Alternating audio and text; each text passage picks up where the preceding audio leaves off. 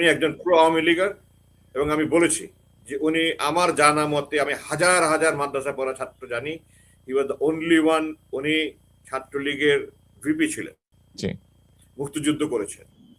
আমি ওনার ওই এখন এখন আমি ওনার ওই যে স্ট্যাটাসটা ওইটা প্রসঙ্গে চলে যাব। আমি তার আগে আমি বিডিআর তদন্ত নিয়ে ওনার রোলটা নিয়ে একটু কথা বলি।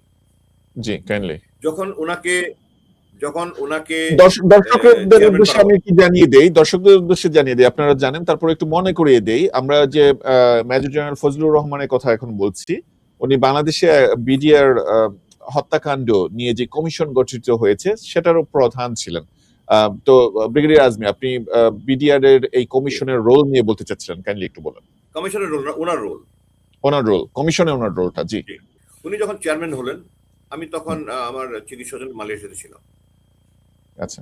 আমি সাথে সাথে প্রতিবাদ করার জন্য প্রস্তুত ছিলাম যে উনি একজন ভারতপন্থী, উনি একজন আওয়ামী লীগার, ওনারকে এই চেয়ারম্যান প্রত্যাহার করা হোক। কিন্তু আমি ওই মেডিকেল চিকিৎসা ব্যস্ততার জন্য দিতে 2 দিন দেরি হয়েছে আমার।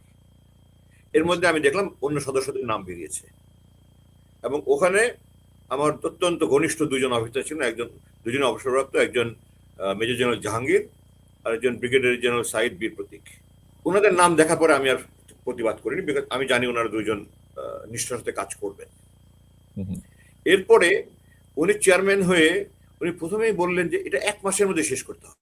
আপনি আমাকে বলেন, এরকম একটা জটিল তদন্ত, ভাইটাল উইটনেস কারা? পলাতক প্রধানমন্ত্রী তারেক সিদ্দিকী, জেনারেল মঈন, জাহাঙ্গীর কবির নানক, মির্জা আজম, স্বরাষ্ট্রমন্ত্রী সাহারা, তাই না? এই ভাইটাল উইটনেস তো নাই। এটা আপনি 15 বছর পরে, 16 বছর পরে আপনি কিভাবে 1 মাসের মধ্যে শেষ করেন? এইটা তার মানে উনি কেন 1 মাসের মধ্যে শেষ করার ব্যাপারে এমফাসাইজ করবেন? মানে উনি তো ফ্যাক্ট ফাইন্ডিং এর ব্যাপারে এমফাসাইজ করবেন যতটুকু সময় লাগে। মানে আপনাকে মনে হচ্ছে উনি এটাকে একটা গোজামিল দিয়ে কোনোভাবে একটা, মানে এটাকে প্রকৃত যারা প্লেয়ার তাদেরকে আড়াল করা নাকি? আপনি বিবেকবান মানুষ একজন, আপনি মনে করেন তো এই 6 জন ভাইটাল উইটনেস ছাড়া, তো এই 6 জন ভাইটাল উইটনেস ছাড়া উনি 1 মাসের মধ্যে করার কি কারণ থাকতে পারে? এটা আপনি অনুমান করেন। মানে আমি যদি এটার প্রধান হতাম, আমি তো বলতাম যে যত সময় লাগে লাগুক, as long as আমাদের টাইম আছে, এটার মেইন কালপ্রিট কারা তাদেরকে যেন আমরা সামনে নিয়ে আসি, ওটা থাকতো আমার ফোকাস। টাইম তো আমার ফোকাস থাকতো না। এটা তো অলরেডি মানে বহু বছর দেরি হয়ে গেছে। তো আর যদি 1 মাসের জায়গায় যদি 2 বছরও লাগে, এটা কত দেরি? মানে এটা তো এমন না যে দেরি হয়নি, এটা তো বহু দেরি হয়েছে অলরেডি। মানে একটা হলো মিশন ওরিয়েন্টেড, আর একটা হলো টাইম ওরিয়েন্টেড।